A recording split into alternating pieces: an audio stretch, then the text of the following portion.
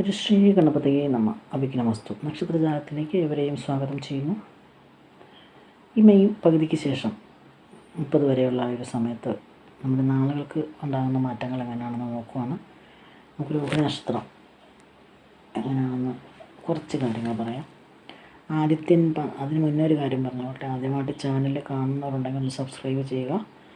തൊട്ടടുത്ത് ബെല്ലിൻ്റെ അവരുടെ ചിത്രമുണ്ട്, അത് ഒന്ന് എനേബിൾ ചെയ്ത് വെച്ചാൽ ഞാനിടുന്ന വീഡിയോസൊക്കെ നിങ്ങൾക്ക് ആദ്യം തന്നെ ലഭിക്കും. ആദിത്യൻ 12-ലും ജന്മരാശിയിലും സഞ്ചരിക്കുന്നത് കൊണ്ട് തന്നെ ആയാസം, അലച്ചിൽ, വിഭവനാശം,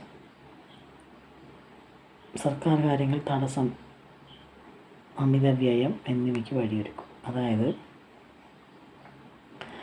ആദിത്യൻ 12-ാം രാശിയിലായതുകൊണ്ട് തന്നെ, ജന്മരാശിയിൽ സഞ്ചരിക്കുന്നത് കൊണ്ട്, 12-ാമത്തെ ജന്മരാശിയിൽ സഞ്ചരിക്കുന്നത് കൊണ്ട് ആയാസം, അലച്ചിൽ, വിഭവനാശം, സർക്കാർ കാര്യങ്ങളിൽ തടസ്സം, അമിതവ്യയം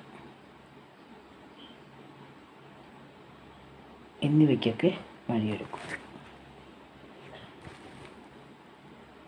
3-ലെ വ്യാഴം അമിതബലം മനസ്സിനും ശരീരത്തിനും ഉണ്ടെന്നും ഏത് കാര്യവും അസാധ്യമാവുമെന്നും വ്യാമോഹിപ്പിക്കും വെറുതെ നമ്മളെ. സഹോദരരുടെ സാമ്പത്തികമോ മാനസികമോ ആയ പിന്തുണ ലഭിക്കും.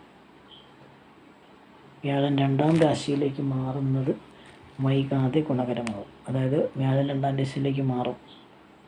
ഒരുപാട് ദിവസങ്ങൾക്ക് വ്യത്യാസത്തിൽ 2-ാം രാശിയിലേക്ക് മാറുന്നത് കൊണ്ട് തന്നെ ഗുണകരമായിട്ടുള്ള മാറ്റങ്ങൾ ഉണ്ടാകും. അതുകൊണ്ട് തന്നെ ധനാഗമം സുഗമമാകുന്നതാണ്.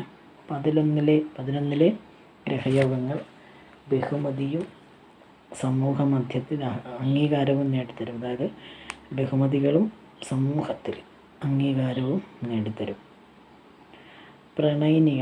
പ്രണയിക്കുന്നവർക്ക് മനോല്ലാസം സാധ്യമാകുന്നതാണ്. അതായത് നല്ലൊരു സമയമാണ്.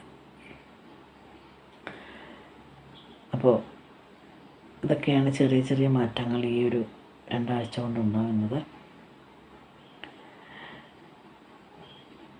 നമുക്കുള്ള ദോഷങ്ങളൊക്കെ മാറുന്നതിന് തൊട്ടടുത്ത ക്ഷേത്രത്തിൽ പോവുക, പക്കപ്പിറന്നാളുകൾ തോറും ശക്തിയാൽ കഴിയുന്ന വഴിപാടുകൾ നടത്തുക.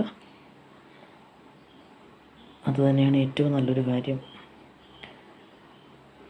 മറ്റൊരു വീഡിയോയുമായി കാണുന്നവരേക്കും എല്ലാവർക്കും നന്ദി, നമസ്കാരം.